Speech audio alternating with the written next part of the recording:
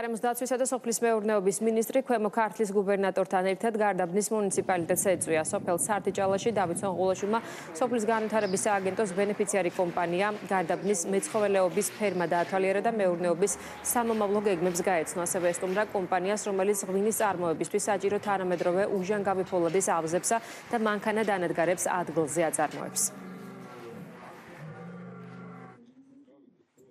ინდუსტრიული ფერმა, სადაც მესაქონლეობა სახორცეზის შიშის არის, ფაქტობრივად ეს არის, რაც აუცილებელია საქართველოში კიდევ უფრო მეტად განვითარდეს, რადგან არის ძალიან დიდი მოთხოვნა როგორც ადგილობრივ ბაზარზე, ასევე ამას უდიდესი საექსპორტო პოტენციალი გააჩნია. ორივე საწარმო ძალიან კარგი მაგალითია სახელმწიფოსა და კერძო ბიზნესის თანამშრომლობისა და მაგალითია იმისა, თუ როგორ უდგას სახელმწიფო და შესაძლებლობას აძლევს კერძო ბიზნესს განავითარონ თავიანთი წარმოება. მნიშვნელოვანია ჩვენთვის სახელმწიფოს ამ მხრივ თანამონაწილეობა და რა ვიცი, ეს ვფიქრობთ, რომ კიდევ უფრო გაზრდის ფერმერების და მათ შორის ჩვენ დაინტერესებას ამ კუთხით და ამ მხრივ მხოლოდ და მხოლოდ მივესალმებით გადადგმულ ნაბიჯებს.